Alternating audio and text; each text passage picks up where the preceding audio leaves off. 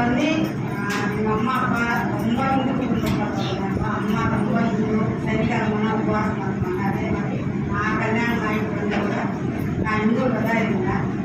அதுக்கப்புறம் தொடர்ந்து நாங்கள் சென்னையில் வசிக்கும் போது ஒயிட் சிஸ்டர்ஸ் எல்லாம் வருவாங்க, பெரியவங்க சர்ச்சுக்கு வந்து அவங்களெல்லாம் கூப்பிட்டு நான் ஜெபம் பண்ணுவேன். ஆனால் நான் கல்யாணம் பண்ணி வந்து நான் ரொம்ப இந்து சாமியெல்லாம் கும்பிட மாட்டேன்.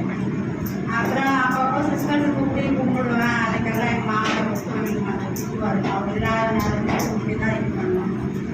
இருந்தாலும் ரொம்ப கஷ்டம் எல்லாம் ரொம்ப அனுபவிச்சிருக்கிறோம், பரவாயில்ல. ஆனால் நாங்கள் அங்கே வீடு எல்லாம் விட்டுட்டு நாங்கள் பொண்ணு வந்து பார்க்கலாம். ஐயா வீடு பக்கத்தில் தான் எங்கள் வீடு, வாடகை தான் இருக்கிறோம். ஒரு 5-6 மாதத்துக்கு முன்னாடி ஐயா அறிமுகமானது. ஒரு வீடு தான் அவங்க வீட்டுக்கு நான் பார்க்க போனேன்.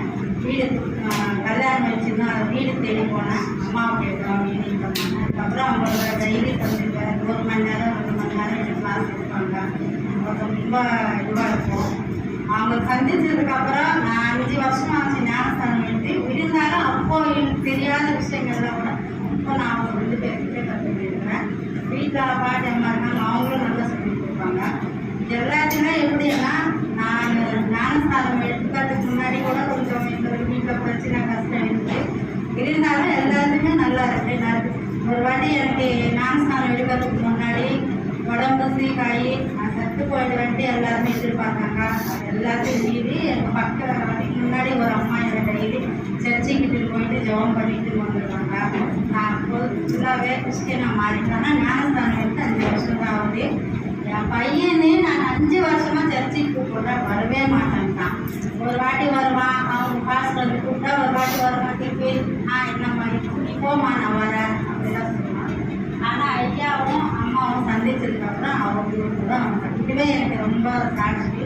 எனக்கா 5 வருஷமாக அவன் எந்த பாஸ்டர் யார் கூப்பிட்டாலும் வரல. வீட்டுக்கு நிறைய பேர். ஆனால் ஐயாவும் அம்மாவும் ரொம்ப அவங்களுக்கு தான் மாதிரிப்பான். என் கல்யாணம் கூட அவங்களுக்கு தான் ஒப்படைச்சிருக்கேன். நீங்கள் தான் பார்த்து பண்ணிக்கணும். அவங்க பிள்ளைய தான் பார்க்குறாங்க.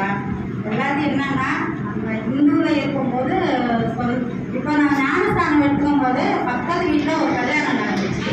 கல்யாணத்துக்கு முன்னாடி எல்லாம் என் வீட்டில் உட்காந்துட்டு அவங்க செஞ்சாங்க. எது சொல்கிறேன்னா நான் ஞானஸ்தானம் எடுத்துட்டு பொட்டு பூ நான் வெட்டி எல்லாம் எடுத்தாச்சு. அவங்க வீட்டு வந்துட்டு ஒரே செவருக்கு அவங்களுக்கு எங்கள் வீட்டு அந்த அளவுக்கு அவங்க நெருக்கமாக இருந்தாங்க. எங்கள் வீட்டில் சமைச்சு சாப்பிட்டுருந்தாங்க. அந்த காலையில் நலுங்கு வைக்கும் போது எனக்கு கூப்பிடல.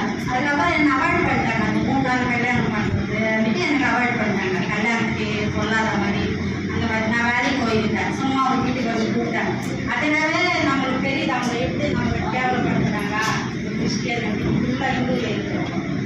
அந்த மாதிரி 2 இடத்துல நடந்துருக்கு. என் கூட பிறந்தேன்னா எங்கள் பெரியப்பா பையன் ஃபங்க்ஷனில் அந்த மாதிரி நடந்துருக்கு. தம்பி கொண்டாட்டிங்க தான் அப்படி தான் பார்த்தாங்க. அதே மாதிரி பக்கத்து வீட்டில் அப்படி தான் நடந்துருக்கு. இருந்தாலும் கடவுளை வந்து நம்மளுக்கு தேவை கடவுள்.